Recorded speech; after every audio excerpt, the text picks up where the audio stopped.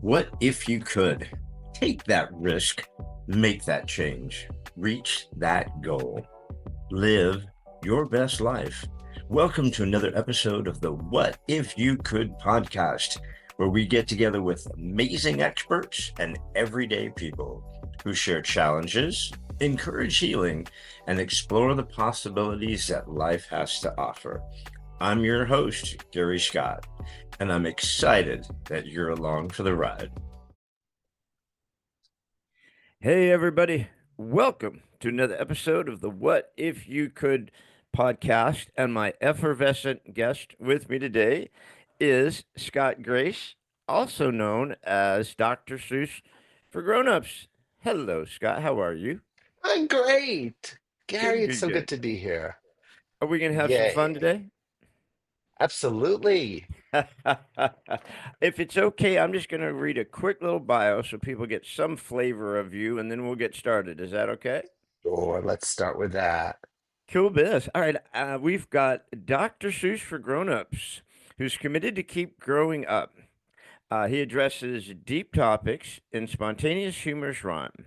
We learn best when we're at play. Come play with me. A 40-year veteran teacher of transformation, Dr. Seuss has been a stand-up comedian that opened for Robin Williams and Dana Carvey, an author of 4 books and singer-songwriter who, back when music was placed in tiny spinning discs, produced 9 CDs of his original songs. He shared the stage with Deepak Chopra, Dr. John Gray, Marianne Williamson, Bernie Siegel, Ram Dees, Louis Hay, and many other rock star authors and personal growth celebrities. He developed an alternate ego, the spiritual Dr. Seuss. His specialty topics are letting go of struggle, taming the inner critic, bringing humor to spiritual pursuits, and of course, material from his newest book, Mindful Masculinity, a book for men and the women who love them. So, once again, welcome, Scott Grace. Here I am. Here you are. Hey, only because we're the What If You Could podcast, I do open up with one little itty bitty question, and then I promise I shut up and go away. So, Scott, do you have a what if you could moment or a what if you thought, for the world or Yeah. What if, meaning what if you, the audience member, is that what it means? What if whatever it you, is for you? What if okay. you So could? What if you what could, if we could, you, someone could?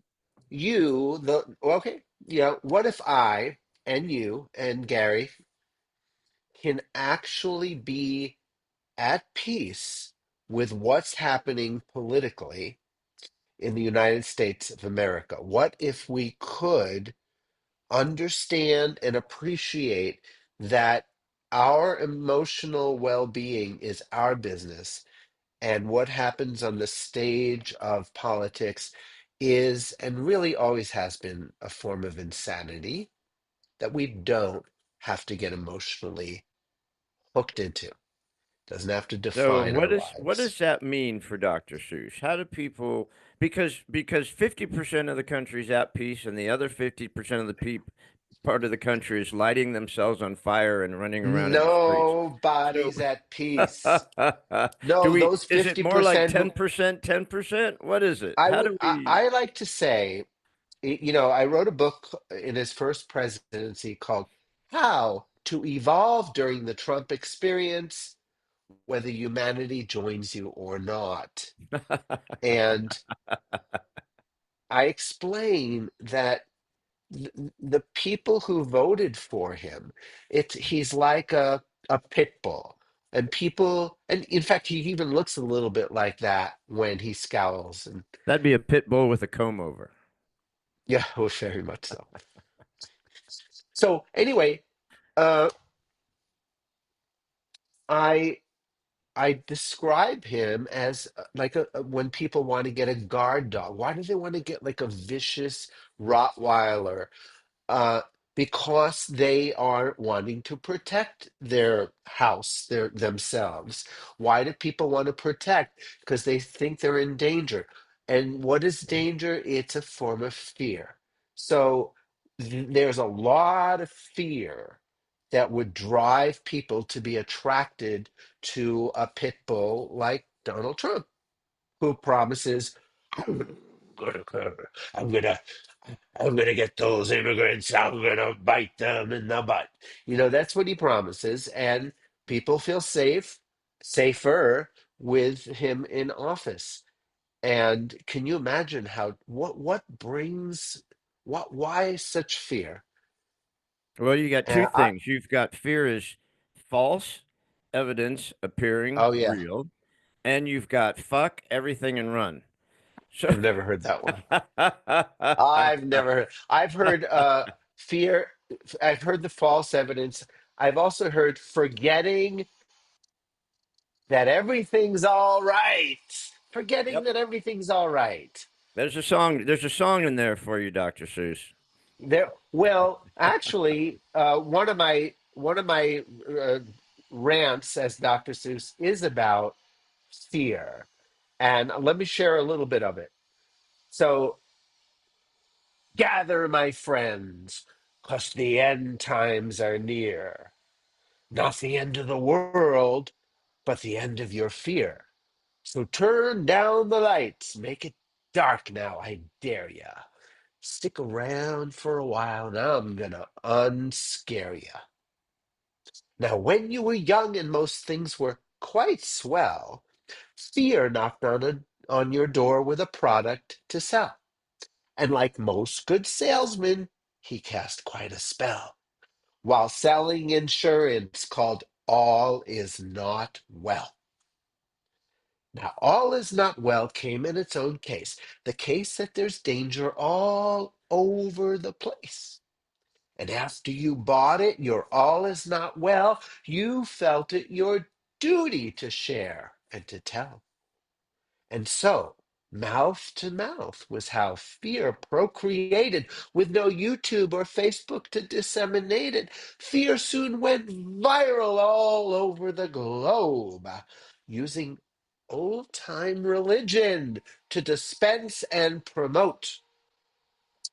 Because fear knew the way to get globally big was to drive a false wedge between God and her kids.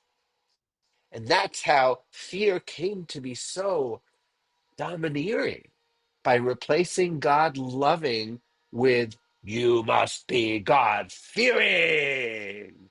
Then fear and religion began co creating and cooked up a symbol of fear they called Satan, as if infinite love had a worthy opponent with pitchfork in hand who could pounce any moment. The concept was great for maintaining control, making people behave as if they're on parole. Because when God loving, God fearing people are scared for their souls, they put much more silver and gold in the balls. Now, this is a 7-minute poem, so I don't want to go further, but I do want to share the happy ending. So, Okay, share the happy ending. We all love a good happy ending. yeah, uh, so you get off your couch and turn off your TV and tune into WLOVE. It's got no commercials and nothing to sell, just a steady reminder all is well. And all is well is insurance enough. You're already covered by a plan you can trust. You've got Universal, the original plan. There's never a moment you're not in good hands. You're no longer buying fear's insurance scam because you know every moment you're in good hands. Lovely. Whose hands are they? Ah, I don't put names in people's minds. You could say the universe, you could say God, you could say Jesus, you could say the great mystery. Could be Yeah, anybody, right? It could be well, anybody or anything that you believe in, I would imagine. Whatever make it's like Well, in hopefully, AA yeah, they don't tell you you have to believe in God. They just yeah, tell you you have to believe in a higher source because you yeah. have to take your disease and hand it to someone who can handle it more than you. So it That's could be anybody, exactly. right? I try to limit the dogma. I don't need people to believe in God to trust that there's love that has their back. Yeah. I mean, the Yeah, fact of the matter for a lot of people, God is love. They just have different gods. It could be Tao, it could be Buddha, it could be Jesus, it could be Mohammed, it could be anybody, or it could be nothing. It could be a flower, or it could be a ball of water, right? You could put your belief or love into pretty much anything if you wanted to. I absolutely. believe in your song. So how Uh, about that? what song? So you have a lot of different hats. You do a lot of different things. Um, what is it that Dr. Seuss loves to do the most?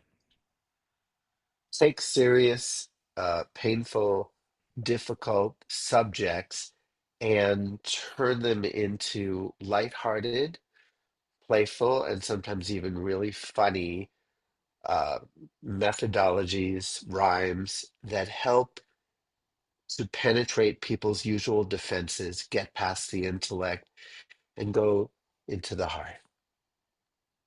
What do you find funny about today? Today's world. Today's world? Well, not a lot. Uh, there's a quantum uh, celestial speed up going on in terms of the evolution, which I think is necessary because we're not going to be able to inhabit this planet much longer unless we begin to grow up emotionally and match our technology. Like if we keep building the technology and not building our emotional intelligence, then we're heading very rapidly towards destruction. So I'm not happy about that. I'm not laughing about it. Uh, and at the same time, I am feeling this urgency to help people become emotionally aware, emotionally intelligent, and if they're ready for it, to let go of this illusion that we're islands, that we're separate, that I can be happy at your expense, that I could we can have incredible wealth in one country and terrible poverty in another country, terrible droughts. Like, I think that the crisis of our times today, including Donald Trump, are forcing people to start to behave as one planet. And that, to me, I have hope around that. I have excitement. I see through the grassroots how people are just coming together and, instead of fighting the injustice, standing up for love, creating. I live in a community, Gary. I mean, it's pretty mature. It's pretty wonderful. This is the way I think, we're tribal beings and that we belong together, supporting each other, not To in quote these a like, great the great Rodney King, yeah. why can't we all just get along? Mhm. What's all this division about, Dr. Seuss? What's going I mean, who's the puppet master who's creating all this division and hate and anger with people? Well, uh, I would say the puppet master is fear, and fear takes a variety of names. Fear itself likes to stay hidden from view and play hide and seek in its host, which is you. Mhm. I'm not afraid, I'm just angry, it shouts. I've been mistreated and need to speak out. I'm not afraid, I'm upset and I'm caring. So many disguises that fear enjoys wearing. He's proud of his wardrobe because he designed it. Though he wouldn't admit it, fear's quite clothes minded. So he doesn't realize he's dressed kind of funny, wearing layers of worry, looking like a stress bunny. And when you're not looking, he dresses you too in stress bunny outfits that don't become you. Because when you wear worry, it wears tight and stiff from statically clinging to imagined what ifs. Worst case scenarios fill your projector.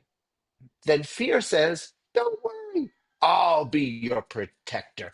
He shows you his life insurance policy and says, here's what you get when you sign up with me. You get top-notch around-the-clock security, an armored alarm system on your body. And if you're harassed, I'm your personal bouncer. And for making decisions, I'll be your guidance counselor. No more will I let you take risks that could hurt you. Just stick with me, kid. I'll never desert you. Now, all of your loved ones have already signed. Don't be a black sheep. Join the flock. You'll be fine. This is going somewhere. This is And it will answer your question. I've discovered Dr. Seuss is also a rapper. I didn't know Yeah. Yeah. So stick with me, kid. All of your loved ones have already signed. Don't be a black sheep. Let's try it in rap. You'll be fine. So you signed up and breathed a big sigh of relief. Plus, you knew you feel safer with fear as your chief. But the contract had fine print too fine to be seen, and you didn't read the clause that denied you your dreams. From then on, heart's desires that came to be birthed were blocked by your fears before they could reach earth. It seemed your new policy's whole life protection was more birth controlling than all contraception. How could this rapping thing isn't working? you're on a roll, How Dr. Seuss. Don't stop uh, now. how how could um how could you give birth to a life more abundant with fear in your ear like a cable news pundit who's yelling, "Oh, I'm telling the truth, fair and balanced," while drowning out most of your love, gifts, and talents? Now, fear says, "Get real." That's his bottom line point. And that's his bottom line thing. And fear learned what's real from his friend Stephen King, whose collection of books make outstanding addictions, as long as you realize you're reading fiction, which is what you can do with your own fear collection. Just transfer them all to your mind's fiction section. Because no matter how gripping a, a tale fear can tell, its original premise that all is not well is a bit topsy turvy in this universe and deserves to be laughed off the face of the earth. And when you're laughing, you let in the light, which makes fear pack his bags and get on the next flight. Because fear needs to feel needed. And when you choose joy, he has no choice but to be unemployed. Fear used to feel needed when lions were chasing you, gathering speed with intentions of tasting you. But nowadays, most of the lions we find are fictional cats roaming round in our minds. When you stop feeding the cats in your head, they just go away. They're not getting fed. So that's enough. The biggest the So biggest who's lie. who's promoting all the fear? Okay, see, that's a great question. And it's a question that has no answer. Because, and first of all, it's a question that my fear is that it leads to blaming rather than understanding and healing. It's like when the Garden of Eden, like when the that thing happened, whatever it was in the Garden of Eden, like who cut the cheese? Was it Eve? Oh yeah. So the sense of separation happened. This is another poem I'm going to quote from my collection. And then came the blame game, the who cut the cheese. Was it Eve or a snake or the wrong choice of trees? The day-to-day play, all the joy they were given, gave way to this sense we must work for a living. God did reply, kids, you got to be kidding. Everything you could want is right here, not forbidden. But they could not receive the good news. They thought that to play, they must first pay their dues. By the sweat of thy brow, we must now earn our bread. And they didn't know the gluten had gone to their heads. What you've got a number of books here. I mean, you kind of draw from some of them. Your most recent is Mindful Masculinity, a book for men and the women who love them. With all these different things that we've chatted about, how'd you come Yes. up with that book? That just seems incongruent for some of your other stuff. How'd you come up with that one? All right. So during COVID, I needed to get some extra income. So I got a part-time job with a company called Man Cave America. And Man Cave America. yeah, a Bay Area tech company. I was doing data entry and answering phones just 20 hours a week. And I wasn't all that excited about it. I just needed a paycheck. And uh, so eventually my boss stumbled upon one of my books and he called me up and said, "You're a really good writer. You know, I started this company because I have an interest in what it means to be a man. And I have some topics I'd like you to write about." So he gave me some topics and we called them essays. And I sent it to him and he gave me some more topics. And again, I was inspired about this. And I guess 10 essays. And I said, "Henry, these are not essays, these are chapters. This is a book." And he ended up publishing it, becoming a publisher. And that's how the book got created. So, what is the book Mindful Masculinity? A book for men and the world, women who love them. So, dig into that book a little bit. What is mindful masculinity in today's uncertain masculinity world where toxic masculinity is bad? Yeah, yeah. Let's try that. So, there have been just a few thousands of years of history where uh, men have dominated women, dominated the earth, fought battles based on, egos running out of control. So there is a lot to be aware of in terms of where we've gone wrong, but at the same time, there is a major increase in men maturing, and uh, part of it is evolutionary necessity. We're again, we're about to, just destroy the planet a little bit, unless we grow up pretty quickly. So mindful means aware, becoming aware. I like to say that most men are more interested in what's under the hood of their cars than what's under the hood of their psyche.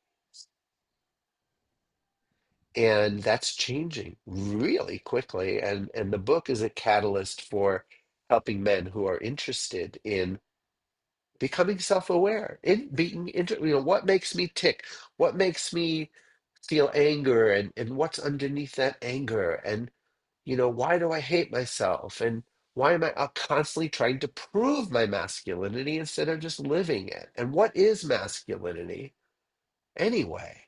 What is masculinity, anyways? Oh God, I can't believe you asked me that, Gary. Where'd you Well, even come up with that we've got question? mindful masculinity, so there's got to be an answer somewhere. What There is is, masculinity? there is. So masculinity, in my view, I don't know what Webster or Wikipedia might say, but in my view, it's the power. Now, meaning the power to bring action, the power to move through fear, the power to hurt, the power to dominate, but those are not where I would like to to focus on. I would like to say that the evolution of masculinity is learning to take your power away from competition and domination and put it into how can I serve, protect, create. There's an archetype of a warrior, and the warrior on the battlefield facing death, so alive, so courageous to keep going when at any moment they could die. That courage, that aliveness is masculine energy. And what we're being invited to do now is to take the courage of the warrior, take that fiery willingness to embrace and move through fear and apply it to our own psychological fears, the righteousness, the shame that may get in the way of giving our gifts and being all we can be without having to join the army. Do you think that men and women still have defined roles as far as masculinity and femininity? Well, first of all, the roles are rapidly changing, and it's almost like we have choices our parents never had. We can actually choose traditional roles and get through, get through life doing it that way. But what's different is that we also have about 10 million other possibilities, and the choices the amount of choices, it brings a lot of anxiety into a person's psyche when they they don't have to play by the rules anymore. They could quit college, they could travel, they could, even change their sex. I mean, there's the sky's the limit. So that creates a lot of both evolution and anxiety.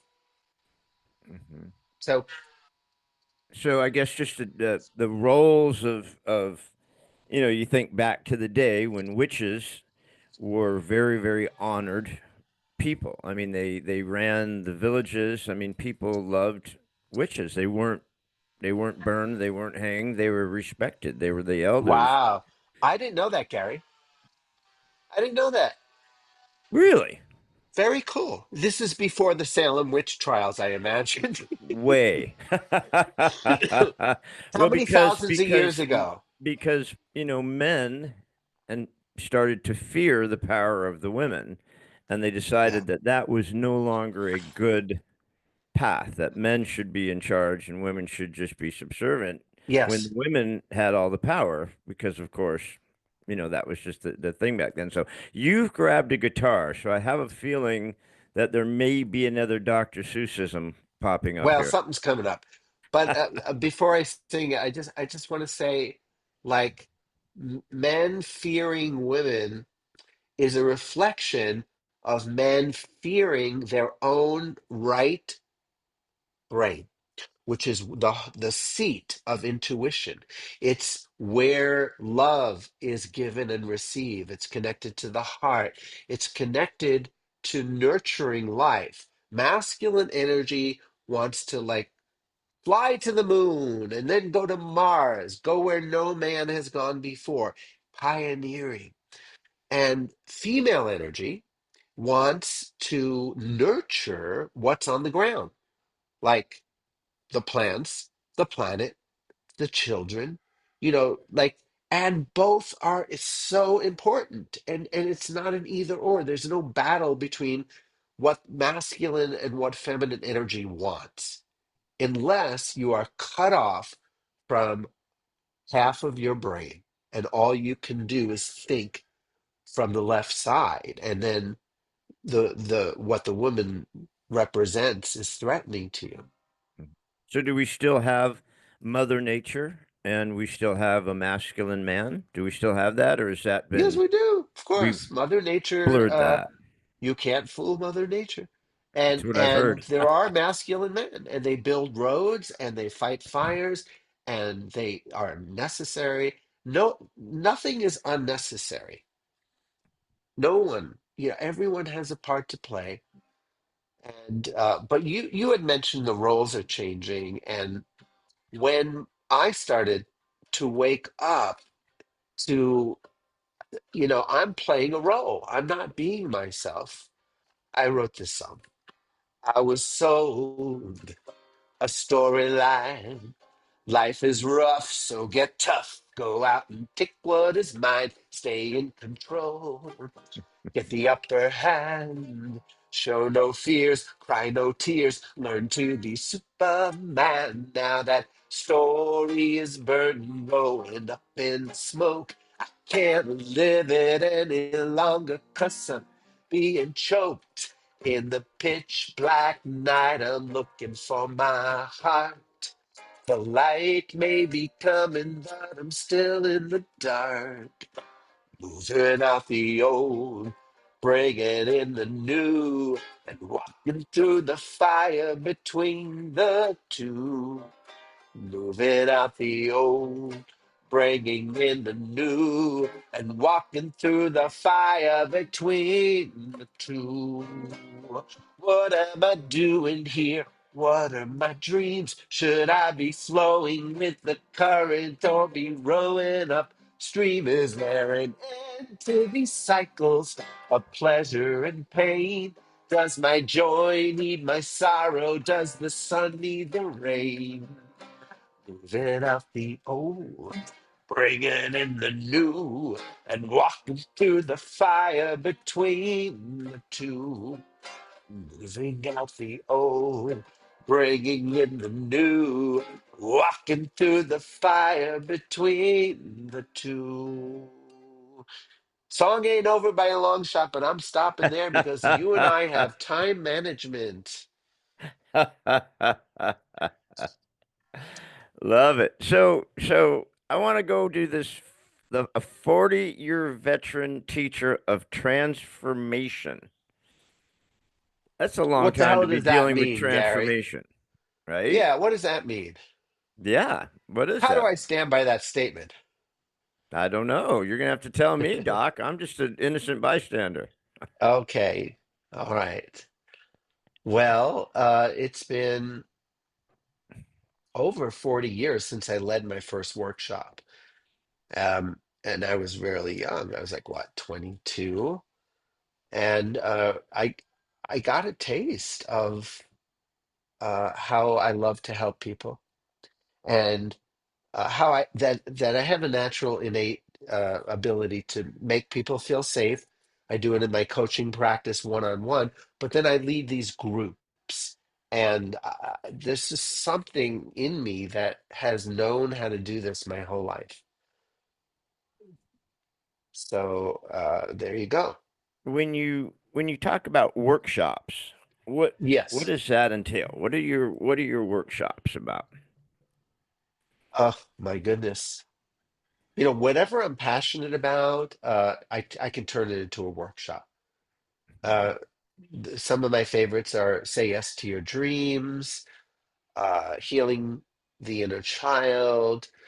Now I'm going to go on tour, college campuses and stuff, and teach how to respect people who violently disagree with you. Like there's a lot of You mean pain we don't going want on to in the throw country. Mazel Tov cocktails all the time and burn shit Mazel down, tov. or And there's an alternative to that. And you have, I used to teach nonviolent communication, and it appears I'll be teaching it again because the freaking country needs it. You know, we need It's been a rough 8 years, Dr. Seuss. 15, 16, 20, whatever. Yeah, It's, you 40, know, 50. it started a long time ago. Look what Abraham Lincoln had to deal with. Look at, people who were against slavery had to concede. And yeah, it's the same old story, different characters. History tends to repeat itself, doesn't it? Yeah. It does. Not always in a good way either. We find ourselves in weird cycles of good, bad, or just not as bad. But it's just kind of a Oh, weird yeah. phenomenon. Yeah. And when I don't know if I would use the word teach, but when I promote nonviolence towards Trump and his voters, very much just like the way Martin Luther King or Gandhi would approach, you know, people are like, well, we didn't stand up to Hitler, and look where that got us. The lesson is, you gotta stand up, and I'm saying, sure, stand up, but you don't have to do it in anger. You don't have to do it by attacking people who don't share your voting style. You Yeah. know, so golly. Yeah, it's so you've done a whole heck of a lot of different things. I mean, you've shared the stage with Deepak Chopra and Dr. John Gray and Marion Williams. I mean, Bernie Siegel. I mean, all these are big, thoughtful people. I mean, we could spend 6 hours on Robin Williams, but I mean, um, that's an interesting range. They're all very deep thinkers. Obviously Deepak and Dr. John Gray and Marion Williamson, who's run for president a number of times and stuff like that. When you're interacting with these people, what's that like? That's kind of a cool crowd. There's so many stories I can tell you. If you give me 4 hours, we can talk celebrities and what they're like and how intimidated I was and how much I wanted to earn their respect and approval, and lots of good talks. There's somebody mowing something out there. Let me just close my window. Okay. All right. Okay. I'm back and better than ever. You talk about your specialty topics are letting go of struggle, taming the inner critic, bringing humor to spiritual pursuits. Um, there's a That lot of real struggle out there right now, isn't there, as far as people and what's going on in the universe? Don't you feel it's just a really weird time, or is it always the same? It's just we feel it differently because there's so much no, media no, and so much no. bullshit. I think that there's again, like I mentioned this a few times, there's an evolutionary urgency going on, and it's causing people to have to sort of like choose sides. Like, and this is oil and water, they don't get along very well. And right now, people who are entrenched in fear are not getting along with people who are moving in the direction of love. Love and fear are like oil and water. They don't play well together. And what was your question? I lost my You train of can go thought. anywhere you want. No, we were just talking about the struggle that we're seeing, with Yeah. the Okay. letting So go of yeah, the struggle and taming the yeah. critic. So I Bring, have this whole thing about letting go of struggle, and uh, personally, it's been a theme in my life, and it has been a spiritual transition. In other words, uh, well, part of one of the poems is, "What in the world is this thing struggling? Allow me to define it, this world famous thing. It's trying and trying and trying so hard with your own ego's strength that is no match for God's. You're doing your best and it's very courageous, but I'll do it myself is not self advantageous. Yet when you join hands with the powers that be, then your source takes the lead and she leads you for free. So there is a message there of letting your higher power lead, and and there is less struggle. Now there are challenges that come your way, but when you are letting your higher self in the driver's seat, it's a little bit like a really a masterful butcher keeps his knife sharp and knows how to stay away from the bone so the knife doesn't get dull. It's like, yeah, you can hit that bone and struggle with the bone and just have a horrible time, but if you're really skilled as a butcher, you know how to slice and there's less struggle. The poem does have a part of there's a part in the poem that says, uh, I've one final message and then I must go. You can't give up struggle completely, you know. There are rites of passages, powerful rites, where struggles a part of you birthing more life.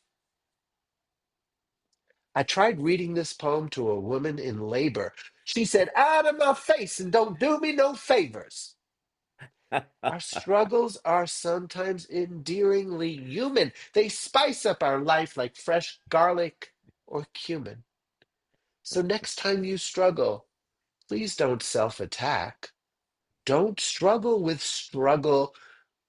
Let's cut you some slack. Because when you are kind to yourself in your struggles, the kindness alone brings relief on the double. And that's where I think we are as a human collective. We are experiencing the contractions of a major birth. And there's a Share more on that. What do you mean by that? well, uh, it's like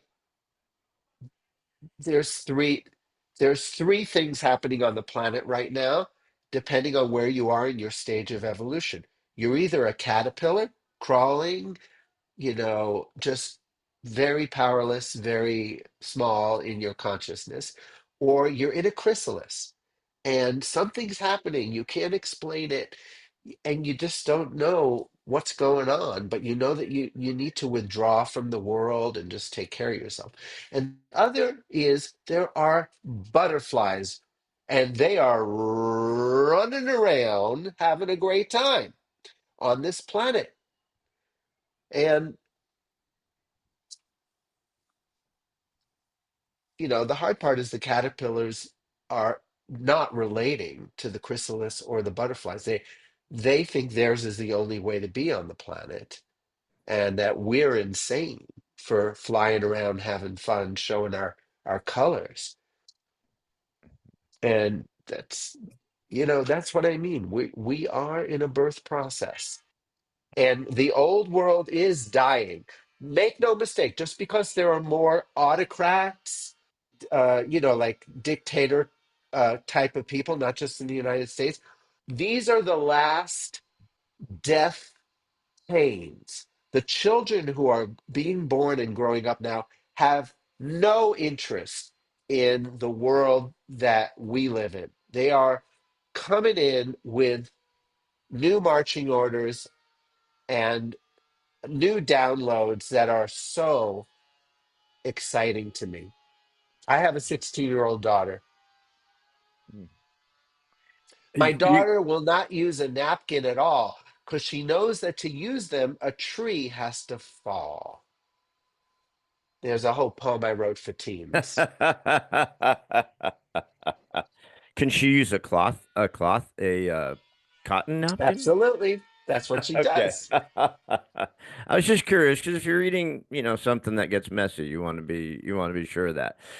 Well, Dr. Seuss, you kind of have a plethora of thoughts on many, many, many, many, many, many things.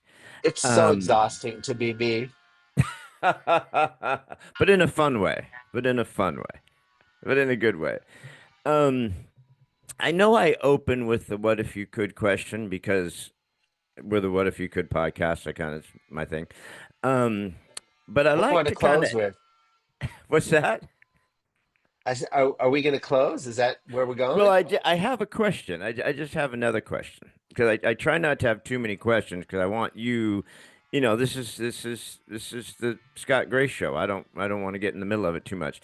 Um, but I do have a question because you kind of have a lot of different interesting perspectives on stuff, and I wonder if there's something that is paramount, something really near and dear to you that you say, if I gotta leave these guys with a thought, if I gotta leave these guys with a message, if I there's one really important thing to me that I would like to leave with the "What if you could" crowd.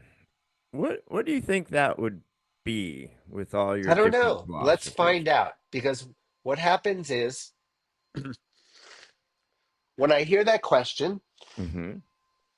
I hear a a song that will be written in the moment. Okay.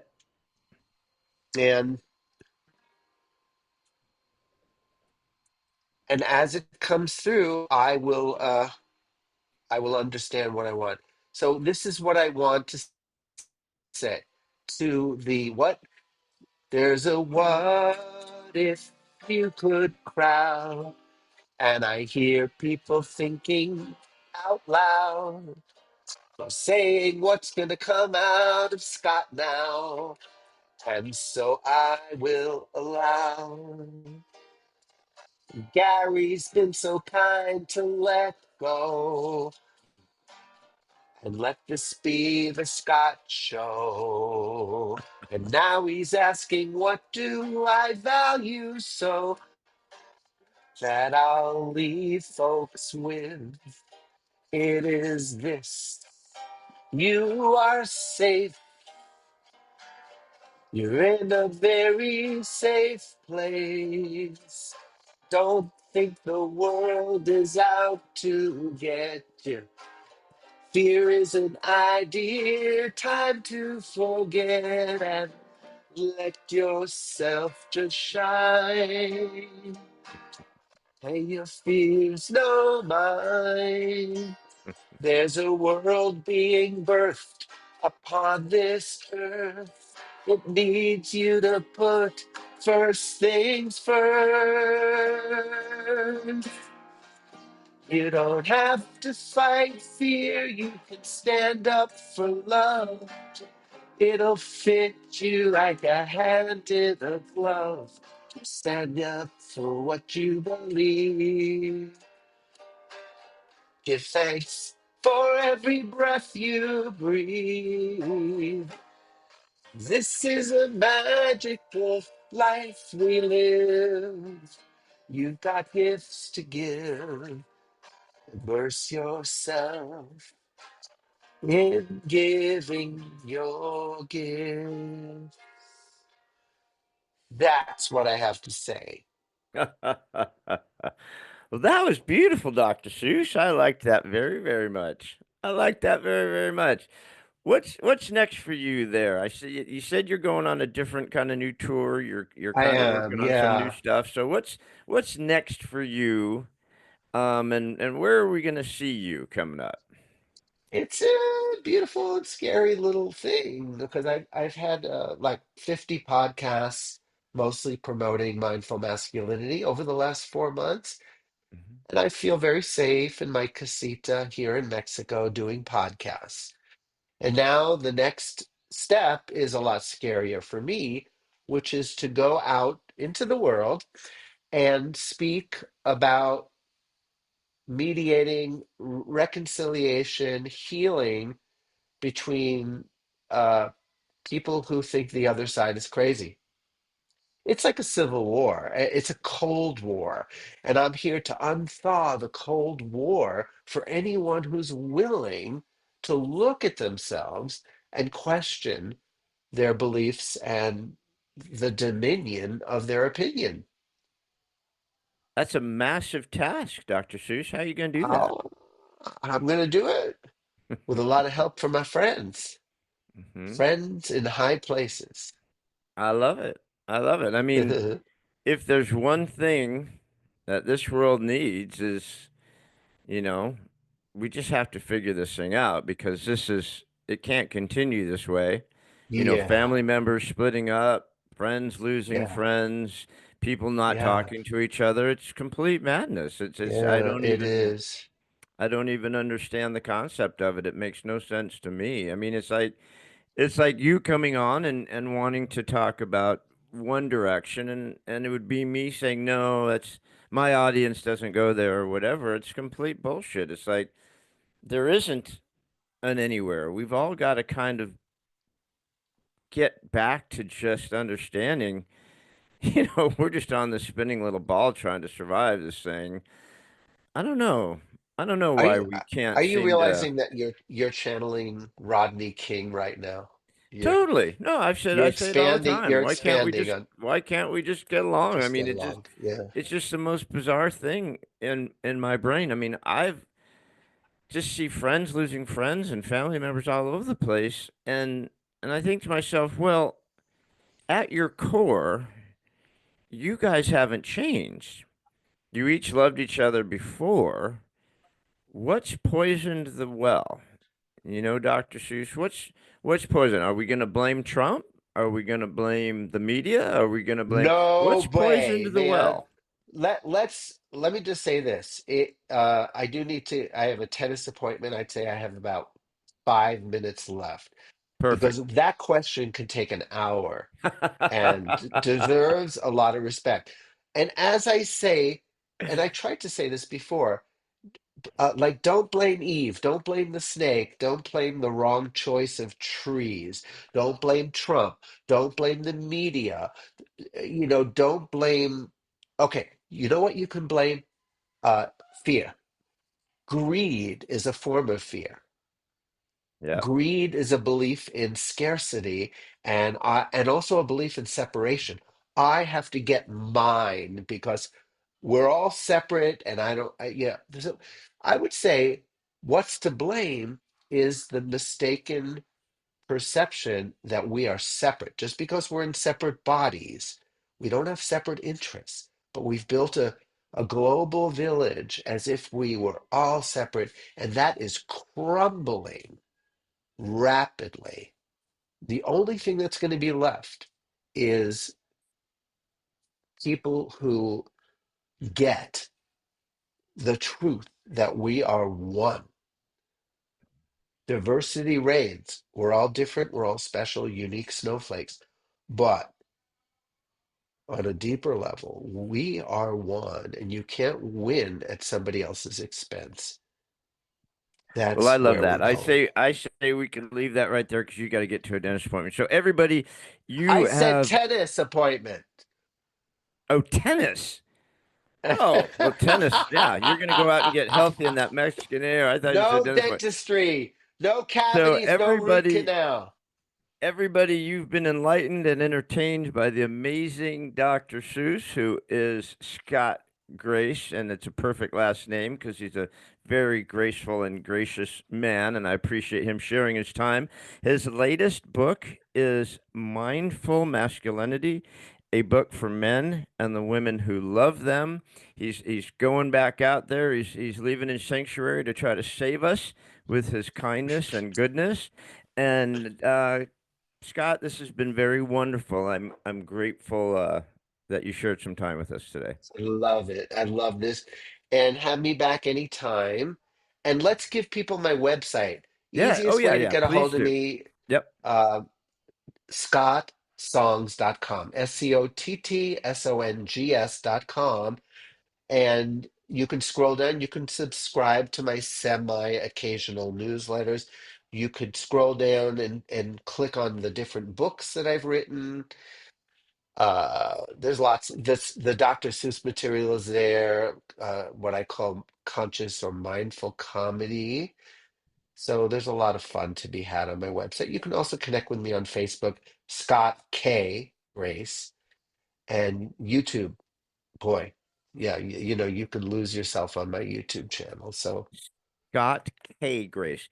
Well, yeah. Scott, I'm going to make sure all of those things, 'cause I know you were nice enough to fill out that form for us. So all of your links are going to be on the podcast so people can listen to it, fall in love with you, click on it, go to get all your stuff, listen to you, follow you, and the whole kit and Oh, caboodle.